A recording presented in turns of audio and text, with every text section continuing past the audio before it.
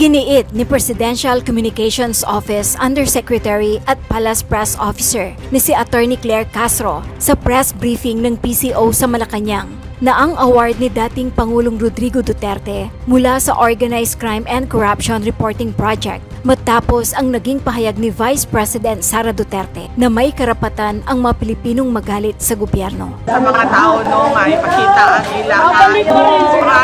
ilahan, suko naman say constitutionally protected freedom of speech and expression sa ato ang kason. So, sakto ra nga mahibalaan namo kaming mga nagatrabaho sa gobyerno kung unsay gusto sa mga tao. Sa isang press briefing nitong Huwebes, Pebrero 27, hiningian si Castro ng reaksyon hinggil sa sinabi ni VP Sara sa isang indignation rally sa Cebu kamakailan ukol sa naturang pagpapakita ng galit ng mapinoy sa pamahalaan.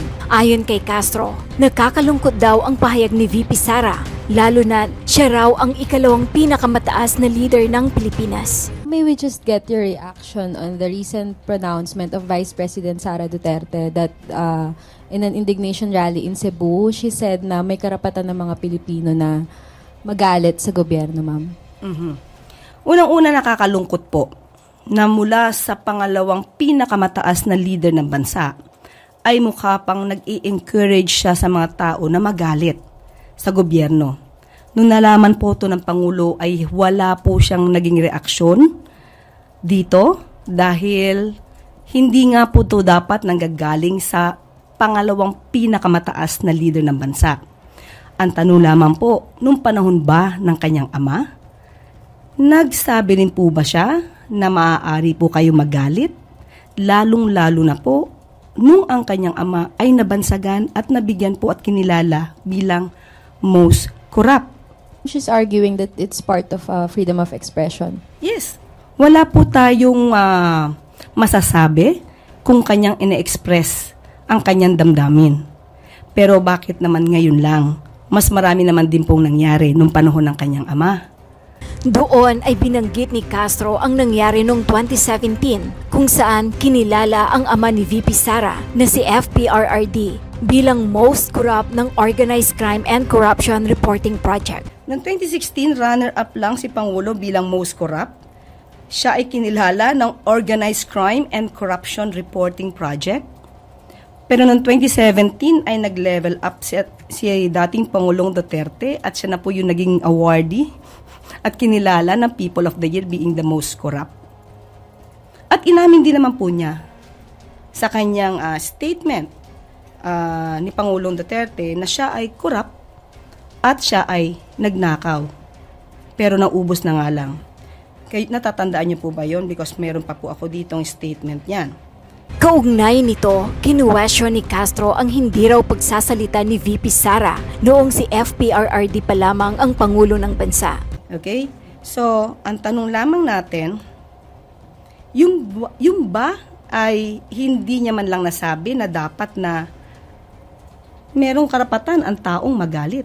Inihayag din ni Attorney Claire Castro na hindi umano tamang sabihin na tumataas ang crime rate sa Pilipinas ngayong administrasyon. Ito ay matapos mapag-usapan ang naganap na ransom kidnapping ng isang estudyante na pinutulan ng daliri na anyay ito pa lamang ang naiulat na ganitong krimen. Ayon kay Castro, maaaring ipagkumpara ang numero ng krimen sa administrasyon ni dating Pangulong Rodrigo Duterte at sa administrasyon ngayon ni President Ferdinand R. Marcos Jr. Pero para sabihin na yung crime rate natin tumataas, prevailing na, hindi po yun tama. Kung papansinin po natin, maaari nating ikumpara ang mga pangyayari sa naunang administrasyon at saka sa nangyayari ngayon. Mas maganda po sana magbase tayo sa data, statistics. Sinabi rin ni Attorney Claire Castro na karapatan ni President Bongbong Marcos na magsalita o magpahayag ng kanyang damdamin hinggil sa nagdaang administrasyon. Naayon din naman anya sa records ang matirada ng Pangulo laban kay dating Pangulong Rodrigo Duterte sa campaign rally ng Alyansa para sa Bagong Pilipinas kamakailan. Tandaan nga natin, inuulit ko, hindi po walang pinangalanan ang Pangulo dito. At nung sila ay sumagot muli Hindi po ba karapat-dapat din na sumagot ang Pangulo na nang-aayon din naman po sa kanyang mga records, sa kanyang mga naobserbahan? Hindi lamang po kasi dapat ang ibang partido o ibang tao ang maaari magsalita patungkol dito. Karapatan din po ng Pangulo na magsalita kung ano po yung kanyang damdamin. Ito naman din po ay para mapakita sa tao kung ano ba yung katotohanan. Mahirap po na yung isang party lang ang sumusuntok. Kailangan din po tayong sumangga. Okay? So, ang tanong lamang natin, yung ba ay hindi niya man lang nasabi na dapat na merong karapatan ang taong magalit. And at the same time, wala po tayong nadinig sa Pangulo kahit ano pa ang naging di umanong anomalya ng DepEd sa pamumuno ni VP Sara. Lalong-lalo na nung nasayang ang pondo sa mga pagkaing na bulok lang na intended sana sa mga estudyante, lalong-lalo na sa mga maralitang estudyante. So being the Vice President, siya bilang Vice President, mas maganda po sana kung siya ay mag-encourage sa mga tao na makipagtulungan na lang instead of having this feeling of hatred against the government. Mas maganda po na sabay-sabay sana tayong umangat kaysa sa may mga ibang tao na gusto magpabagsak ng gobyerno.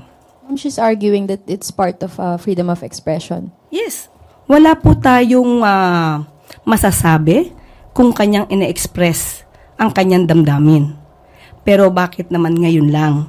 Mas marami naman din pong nangyari nung panahon ng kanyang ama. So parang ang pag-encourage po ba niya na magalit ang tao, meron po ba itong link doon sa sinasabing destabilization? At pinapatungkulan palagi na ang taong bayan ay dapat nang kumilos laban sa gobyerno. Ma'am, nabanggit niyo po kanina wala pong reaksyon si Presidente. So nakakausap niyo po ba siya tungkol sa mga ganitong pag may banat po yung mga Dutertes against him? Tinanong po natin yan sa PCO na nakipag-usap kay Pangulo dahil tinanong natin, definitely alam natin na ito ay magiging issue. Ang tinanong po natin, ano po ba ang reaksyon ni Pangulong Marcos? Kilala po natin ang Pangulo. Hindi siya agad-agad nagre-react sa mga ganito. Kaya hayaan na lang natin dahil siguro iniisip niya ang suggestion na ito ni VP Sara na i-entertain o maging okay lang na maging magalit sa gobyerno ay isang napakawalang kwentong suggestion. Thank you, ma'am. Maricel Halili, News 5.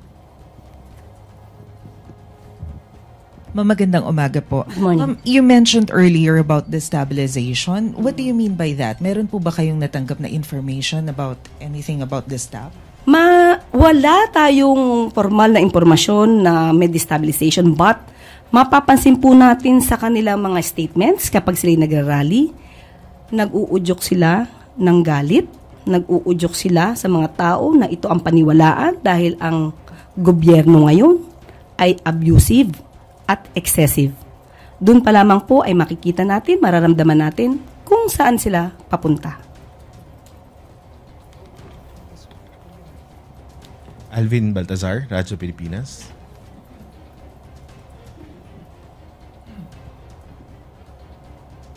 Yusek, follow up lang po doon sa issue.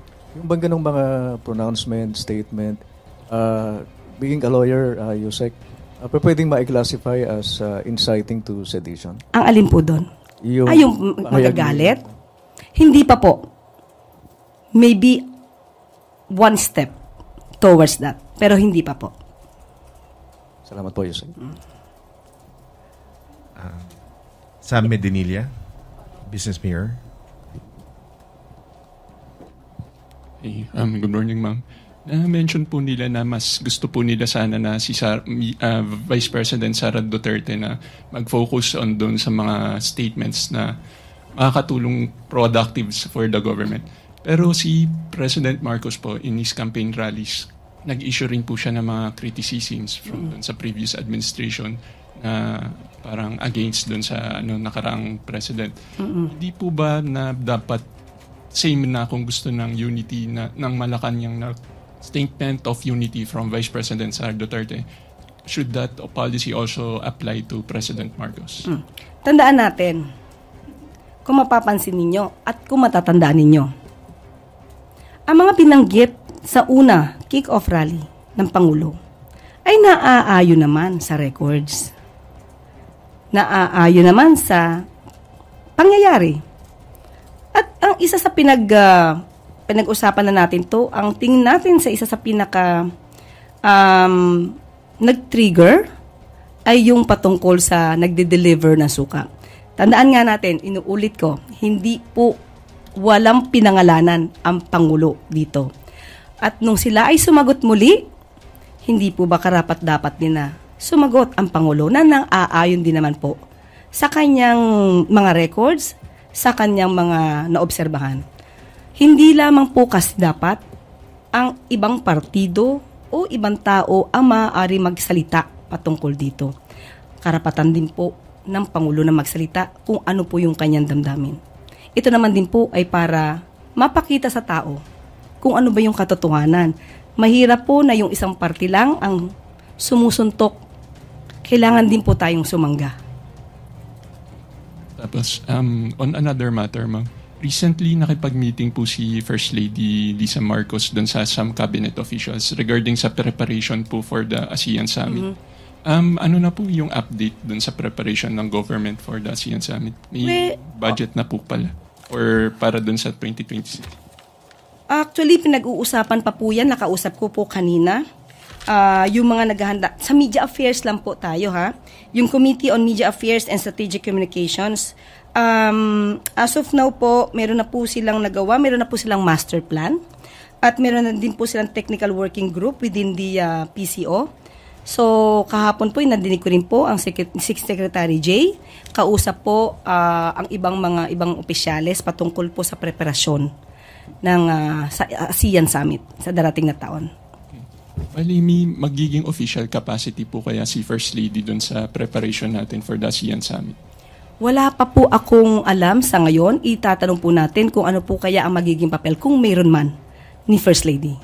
Thank you po, ma'am.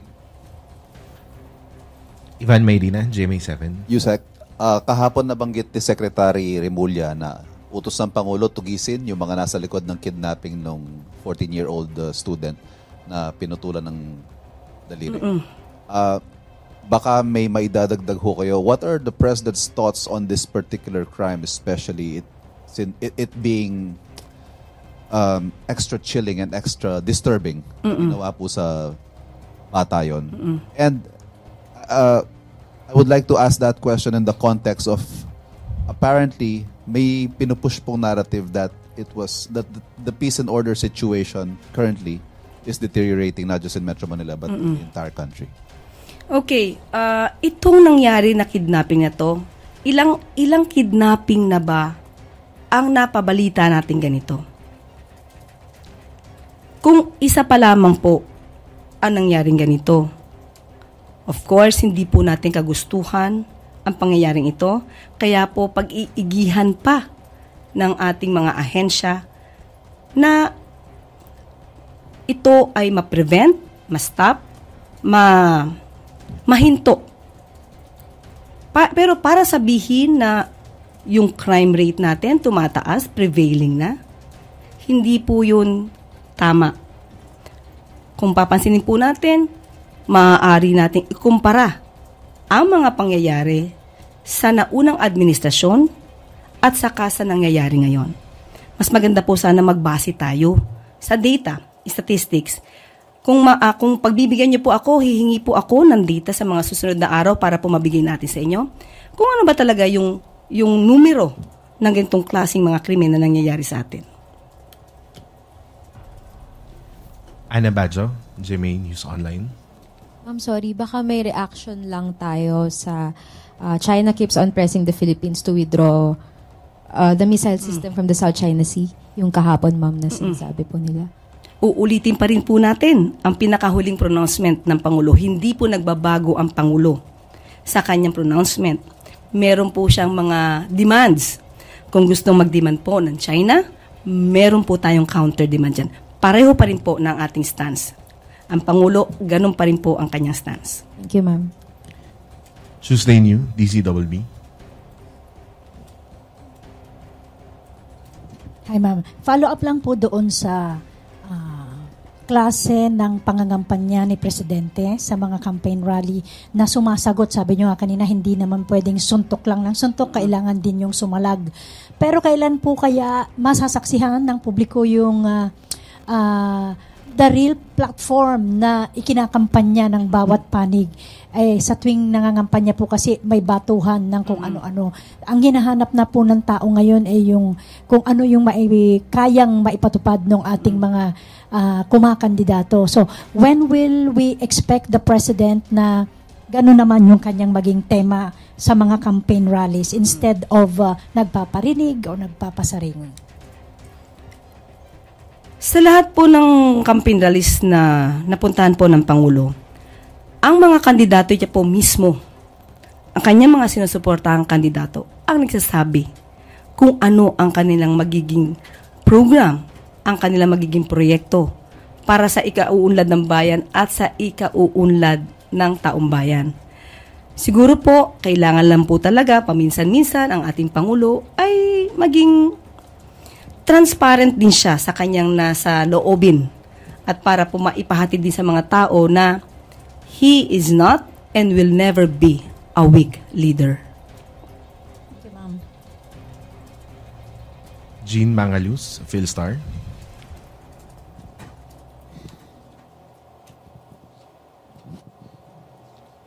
Hi, Attorney. You mentioned earlier that the President didn't react when there were alleged anomalies under Vice President Sara when she was DepEd Secretary. Tama ba? So, but was the palace taking cognizance of these alleged anomalies at the time that they were happening? And outside of the impeachment trial, is it possible for the Vice President to face investigations for possible corruption in the DepEd? Of course, Madam, Ma'am, ito naman po ay nasa news na po. Ito po ay recorded. Yung pondo na nagamit sa pagkain na dapat na ibibigay sana sa mga estudyante, naka-record po yan na ito po ay nasira lang at hindi nakaabot sa mga estudyante. So, kung nire-recognize po ba to ng palasyo, nasa record naman po yan. Meron pang second question. Outside of the impeachment trial, can she face investigation for alleged anomalies like that? Outside of the impeachment trial? Actually po, nasa COA po ito. Ang COA po ang nagkaroon ng pag-iimbestiga po dito. So kung meron pa pong additional na pag-iimbestiga dahil sa nangyaring anomalya, wala pa po tayong masasabi sa ngayon.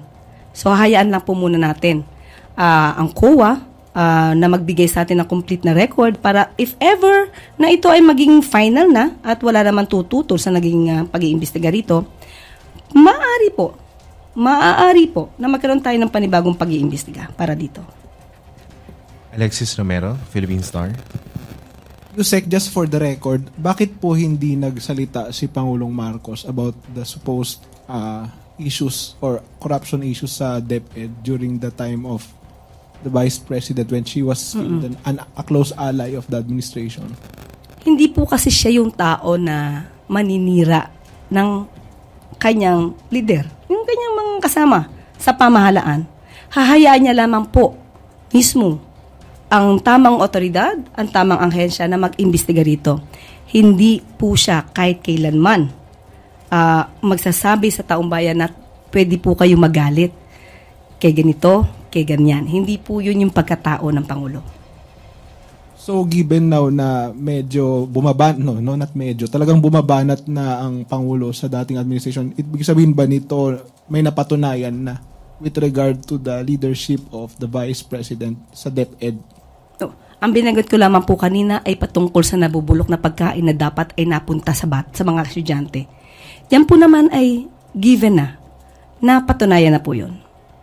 So meron nang ang... Meron po yung records. Okay. Salamat po. I think, Yusek, there's no more question from the MPC. Sorry, we have one last question. Vance Fernandez, these files. Ma'am, are you amenable sa pagbibigay o pagpapataw ng sanction doon sa mga officials na dumadaan sa busway kapag napatunayan na hindi ito emergency ang reason nila? Opo, ang palasyo po ay ayaw po ng abuso. Definitely po, kung sino yung dapat managot, kung may pang-aabuso, ay dapat lamang pong managot. Hindi po ito tolerate ng palasyo ang mga abusong gawain, kung mayroon. Anong sanction po? Probably. Because you are a lawyer. As of now po, ay maaari po yung pag-usapan dahil ang penalty lamang po pagka po dyan dumaan ay tinitikitan lamang at 5,000 na fine.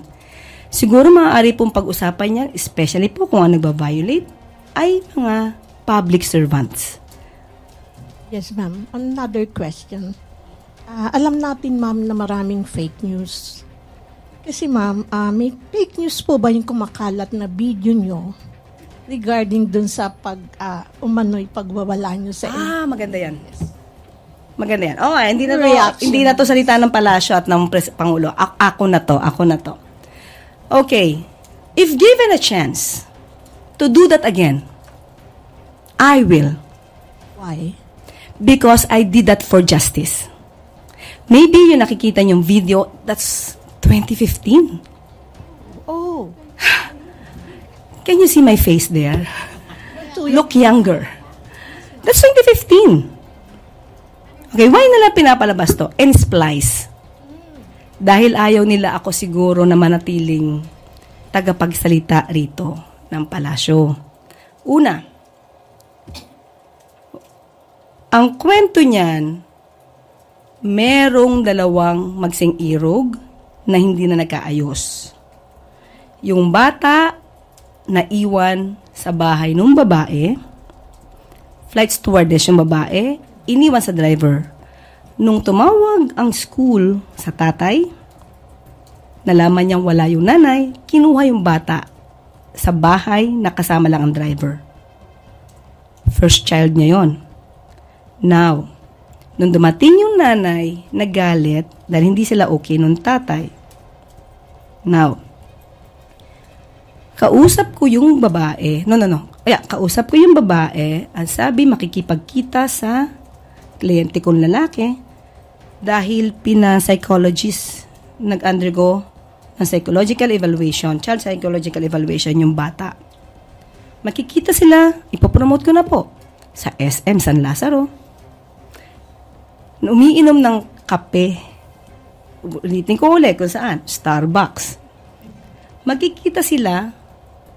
Nung lalaki, pumayag ako para magkaayos. Okay? After that, bigla na lang, I just came from a hearing, the Ramjen case in Parañaque. So, ayoko na sana pumunta sa police station. But my husband said, let's go. So, pumunta ako, wala pa sila, nagpa-medical yata. So, I told to the relatives, ito pa, cool lang ha, cool. But when I was there with the relatives, sabi ko doon sa police, lahat naka-civilian, wala naka-uniform habang nag-aresto. Sabi ko, saan po yung warrant of arrest? Ano pong complaint? Hindi ako pinapansin. I introduced myself as a lawyer hanggang sa umabot kami sa women's desk. Okay? Tapos noon, tinuro sa akin ng kliyente ko kung sino yung lalaking humatak sa kanya. So, I was asking for his name. Tinalikuran ako. Okay? So, ngayon, sabi ko dun sa isang babaeng sa isang babaeng police, okay, ano ang complaint? I deserve to know that. I was the counsel. Walang complaint, walang warrant of arrest. And my client was not doing any crime. You know, guys, what are the reasons or causes for a warrantless arrest? You know that there should be at least the guy or the accused or the suspect should have been committing a crime. Or there is a reasonable belief that he had committed a crime. But none. He was just drinking coffee. And there was a text from the guy that she was amenable to be intimate, only intimacy. So how could there be violation against women and children? So when I was there, I talked to the colonel. I forgot the name of the colonel, parang bossing nila. Sir, wala tong warrant of arrest. Walang complaint. Walang... And then, after that, it was not the problem with Inquirer.net at the time. Sino Inquirer dito? Hindi ko alam kung sino yun, ha. Nakalimutan ko parang hindi niya lahat kinuha yung kwento. She did not even ask me. Nag-viral lang, kinuha niya agad nung ako na ay huhulihin. But before that, I talked to the officers. Sabi ko, sir, walang warrant to. And then, one of the officers then, doon, nadinig ko na nasa labas na kami, sabi ng ibang mga pulis, pakulong mo na yan, pakulong mo na yan. Na-splice to. Na-splice to. Ang sabi ko, ipagtanggol ang kliyente ko, ipakulong mo ako, anong kasalanan ko? Yun siguro yung nakita nyo. O hindi, na-splice. O yan, na-splice yan. So if you want to get the original copy niyan, pero siyempre putol-putol na rin yun edited, sa Inquirer.net, that's 2015.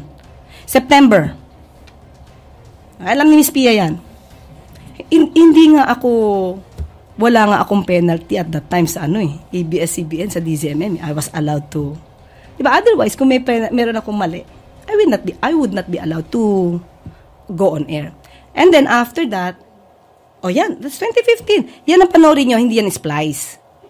Okay? So, at that time, sabi ko, walang warrant of arrest, walang complaint. Doon pa lang sila gagawa ng complaint. So, sabi nung isa, namayapa na isang pulis, sabi niya doon sa pulis na babae, anong gusto mo? Sabi niya, pakulong yan. The problem is, kinulong ako, hindi naman di kulong, it's detained. Dinetain ako, my husband, and my secretary. Why?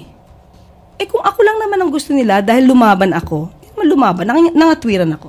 Di ako lang. Ba't masasama yung asawa ko? Ba't masasama yung secretary ko? Hindi ba? So, hindi yun nakuha ng Inquirer.net. Yan lang. I was not even interviewed. What happened? Diba? And the title. The title. So, umpisa pa lang yan, yung comment pa lang yan, marami nang nag-bash doon sa gumawa ng title. Okay, again, hindi yun iskandalo. That's a fact. It's a fact. So, if you will be my client and you will experience the same, I will do it again and again and again for justice. Nung nandiyan ako, na-detain ako, sabi ko, okay lang. Parang si Jose Rizal. Hero lang ang dating. So, pampalubag ng loob kasi nandiyan ako di ba? Yan lang po, yan lang. So, wag po kayo maniwala doon sa mga na-splice na video. So, yan, that's the truth. Okay? Ma'am? Yes, ma'am. Yes. Another one. Parang ang haba ng kwento ko doon, Ma'am, yung regarding dito, napapaulat na di umano'y kapatid mo si Franz Castro. And then, is this a fake news? Meron daw, this is a part of a demolition job against you. Against me? Yes. Demolition job yung tape na to? Yung video na to? No. Lahat ng lumalabas. Oh, definitely. You can assess that. They want me out. The soonest. Diba? And about Congressman Franz Castro, if ever na naging kamag-anak ko siya, I will be proud. The problem is, hindi So, pa diba si Fidel Castro ng Cuba, kamag-anak ko? Well, I have a brother, yung tatay ko, pinangalanan siyang Fidel A. Castro. Pero yung taga-Cuba, hindi ko tatay yun. Diba? So, lahat ba ng Castro dito, kamag-anak ko? But if they will acknowledge me as their relative, di okay lang. Diba? Wala namang masama doon. Thank you, ma'am. Okay na? Okay na. Okay. Jean Mangalus, Philstar. Hi, good morning po. Good morning, ma'am. The NBI recently arrested 2 Chinese spies and 3 Filipinos for spying on Malacanang Palace. How is the palace responding to this? Can we expect the palace to double security following these threats? Yes, of course, nakakaalarma po talaga yung balita na yan. At magpagpupursigihin pa po natin at paiigtingin po natin ang ating puwersa para po masugpo ang mga sinasabi at napagbibintangang spies. At kailangan po talaga na mas maigting ang pagsisiguridad or ang seguridad ng ating palasyo at of course ng Pangulo. Following this development, does the President have a decision on the citizenship of Li Duanwang, the Chinese national who's vying for a Filipino citizenship? Yes, kung matatandaan natin itong si Li Duanwang, siya yung Chinese citizen na nagkaroon ng proposed bill na nag-grant or na-approve ng Senado at ng House para siya ay mabigyan ng at mag-grant ang kanyang naturalization or mabigyan ng certificate of naturalization. Okay, meron tumutol dito si Senator Risa Hontiveros because meron di umanong red flag dahil sa link sa Pogo. Sa ngayon po ay hinihintay po natin ang enrolled bill at ang Pangulo po ay pag-aaralang mabuti ang nasabing enrolled bill at hintayin po natin kung ano magiging desisyon niya. At pangako po ng ng Pangulo ay aaralin po ito mabuti bago po ito mapirmahan o kung ito man ay mabivito. So hintayin po natin ang kanyang aksyon. Pia Gutierrez, ABS-CBN. Hi, ma'am. Speaking of Senator Risa Hontiveros, she expressed alarm recently over the resurgence of Pogos almost 2 months after the ban on Pogos took effect. Sabi niya na reinvent lang daw itong mga Pogos na to into other scam operations. Ano po ang ginagawa ng palasyo tungkol dito? Makikipag-ugnayan po tayo sa ating mga ahensya na dapat na tumugis kung meron pa pong mga Pogos dito na siyang nagtatrabaho, nag-ooperate ng walang lisensya. Obligasyon po ng gobyerno na tugisin ang mga ito dahil sila po ay illegal. Makakaasa po kayo ng mabilisang action dito. And also, ma'am, she also pointed on the resurgence ng mga text scam messages na patuloy pa rin daw po after the ban on Pogos. Ano po yung gagawin din natin dito? Maliban po siguro sa magiging aksyon ng palasyo at ng gobyerno, magiging pagpupursigihin po rin natin na maiayos yung batas patungkol dito. Dahil sa ngayon po, yung batas patungkol sa SIM card registration, ito po ay isang dahilan kung bakit nagkakaroon pa po ng ganitong klaseng mga text scams. Dapat po ito ay masuri muli para po maging epektibo ang batas na ito. Last na lang, ma'am. Si Senator Risa kasi she was pointing on several loopholes dun sa EO 74 na kailangan daw po dapat ma-address. Anong particular yung EO 74? SIM card. Yung SIM card. Okay, SIM card. Yun nga po, kahit noon pa po, sinasabi natin ay mukhang meron po talagang loopholes. Ang nasabi, maski na po yung batas, sinabi nga po, ang pagre-register dito ay maaaring gawing online at ito ang naging sanhi ng problema kung bakit hindi naging maayos ang pagre-rehistro at patuloy pa rin po ang mga pagre-rehistro kahit po sinabi nila yung mga tao ay kahit mga monkeys ay nakakapag-rehistro. So ito po ay talagang kung tutusin na ipaglapastangan sa batas natin. Pero mas maganda po talaga na pag-usapang mabuti paano maaayos ang batas na ito. Pogo ba? So, she was talking about yung particular provision dun sa EO that excludes online games of chance conducted in PAGCOR-operated casinos, yung mga licensed casinos, and junket agreements po. Dahil po ngayon ay nagkakaroon po ng problema ayon sa balita, pag-iigtingin po natin at pag-aaralin pa po nating mabuti kung ano pa ang dapat gawin. Katulad po ng aking sinabi, mabilisan pong aksyon ito dahil hindi po talaga dapat nananatili rito ang mga illegal na operasyon ng Pogo. Ace Romero, Philippine Star. So Yusek, follow up lang doon. So will Malacanang push for amendments to the law on Pogo and the law on the SIM card registration given those problems that you mentioned earlier? We have not yet talked about that, but as a lawyer, kailangan po talaga na magkaroon ng amyenda, especially do sa SIM card registration. Kailangan po na ang pag-register dito, katulad po kapag kayo kumukuha ng driver's license, personal po kayong pumupunta. Kahit pag pumunta po kayo at kumuha po ng NBI clearance, pumupunta po kayo ng personal. Kakayanin po natin ito, marehistro ng tama ang mga SIM cards natin para maiwasan po yung mga ganitong klaseng scams na kahit na lang sino, bumibili na lang ng SIM card, may bayad, bumibili sa iba, binebenta ang kanilang identity. Mahihirapan po tayong sugpuin ng krimen kapag po gano'n na nangyari. So it's accurate to say that Malacanang is open to amendments to both the laws on SIM card registration and POGOs. Kung yan po ang makakabuti sa interes ng taong bayan, gagawin po natin at kami po ay magiging tulay din po para po ito ay masiayos, masawata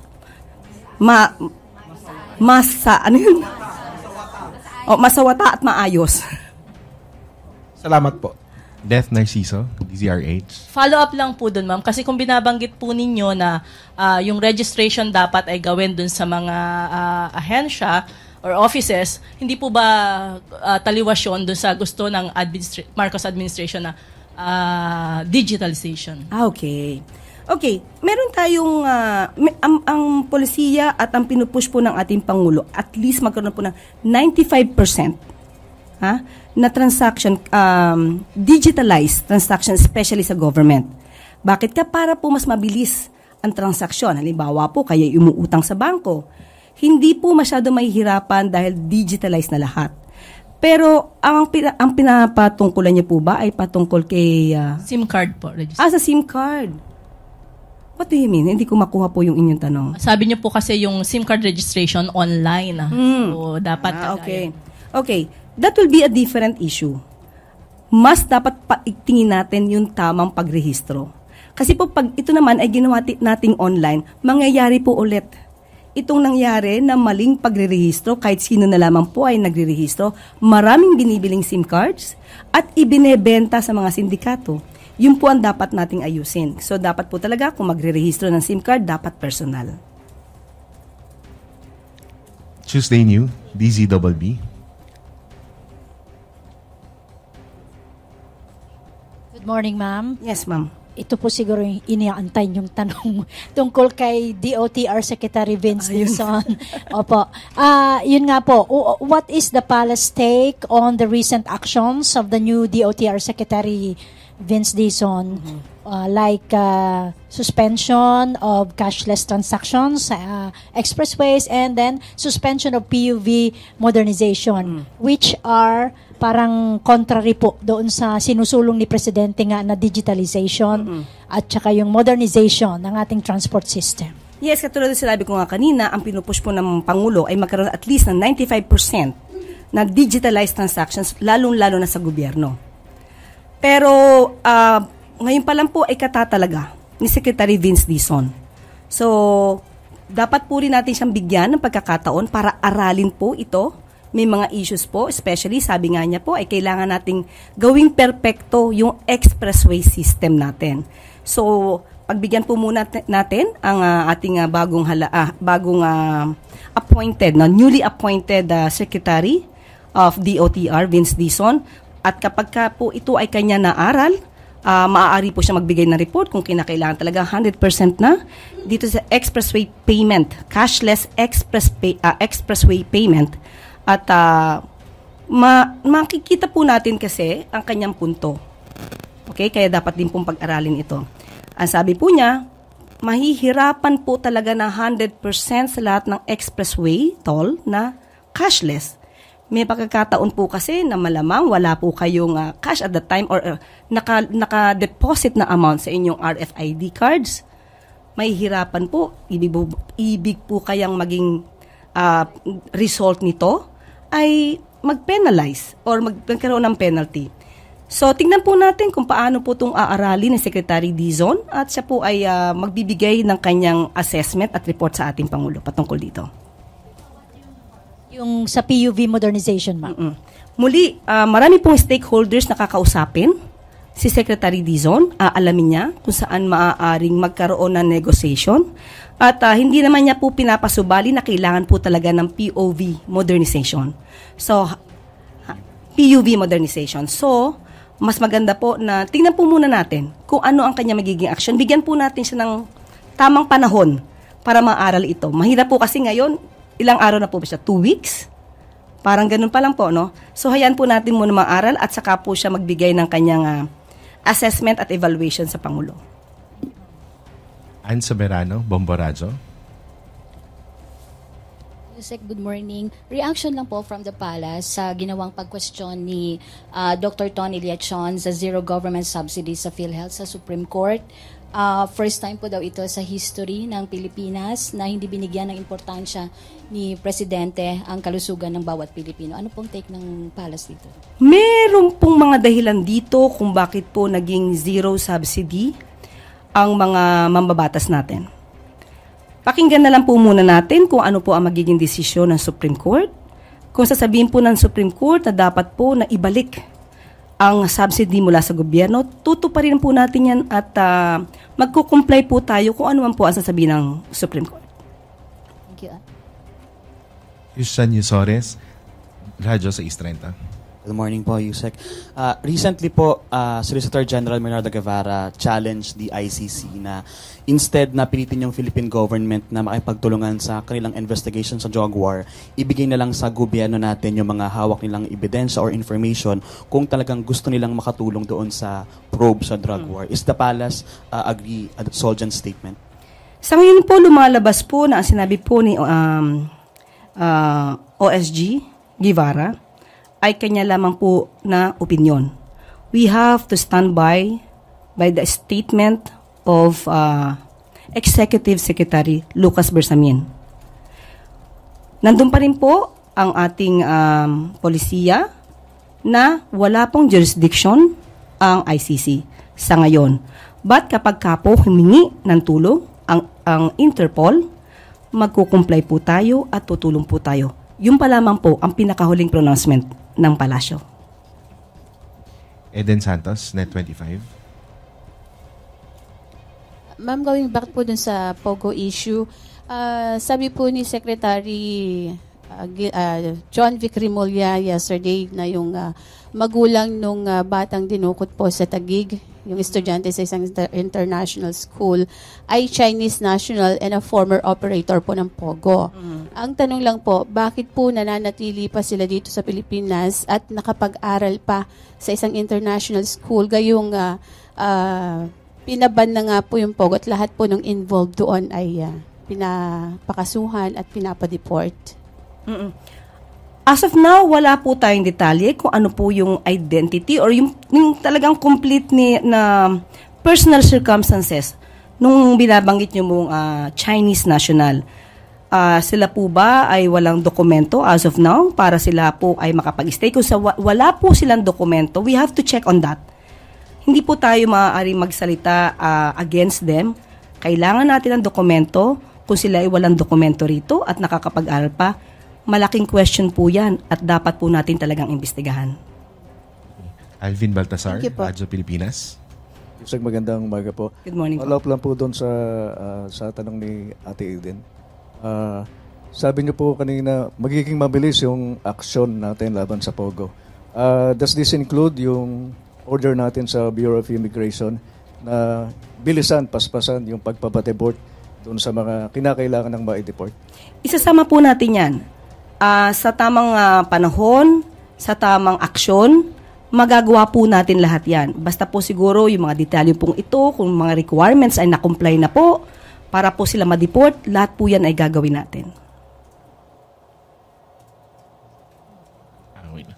Evelyn Quiros, Filipino Mirror. Good morning, Yusek. Doon lang po sana sa mga sunod-sunod na illegal pogos na nahuli ng PAOK sa Pasay. Meron po bang direktiba ang Pangulo dito? At as a lawyer po, meron po bang liability ang mga LGU officials dahil na-issuehan po ito ng mga permits? Alamin po natin kung hanggang saan po ang naging partisipasyon ng mga opisyal ng LGU, kung nabigyan po ito ng permit, kahit wala pong tamang dokumento, at lumalabas po na lahat itong mga taong ito na nagkaroon po ng tsansang makapagtrabaho sa Pilipinas. Malamang ay hindi lamang po mga opisyal ng LGU ang maaaring managot. Kailangan po nating matrace kung paano nakapasok ang mga foreigners, Chinese nationals in particular, or may iba pa, no? May iba pa pong mga foreign nationals. At ito po ay pag-aaralan natin at makikipagtulungan po tayo sa lahat ng ahensya para masugpo ito and at the same time, mapanagot ang dapat mapanagot.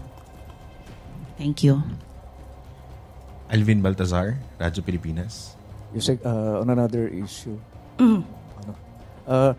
Medyo naging controversial yung sa busway, Yusek, ngayon, mukhang nagre-request yata ang Philippine National Police na ma-exempt sila in case of during emergencies, magamit din yung busway. Anong reaction dito ng Palace, Yusek? Kung hindi ako nagkakamali, meron naman pong provision dito na kapag ka po in case of emergency and on duty, allowed naman po silang gumamit ng busway, EDSA busway.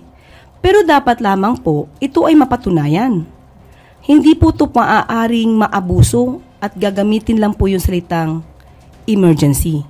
So bago po sila gumamit ng busway, siguraduhin lamang po nila na hindi nila aabusuhin yung ibinigay sa kanilang karapatan na gumamit ng busway dahil gamit lamang yung salitang emergency. Does this include yung mga emergency meeting? Kapag ka po kasi sinabi natin na miyembro ng PNP, ambulansya, fire truck, hindi po kasama doon yung emergency meeting. Kung may emergency meeting, mas maganda po umalis sila na mas maaga sa kanilang bahay. Mag-subscribe at i-click ang notification bell para sa mga susunod na video updates. Maraming salamat po.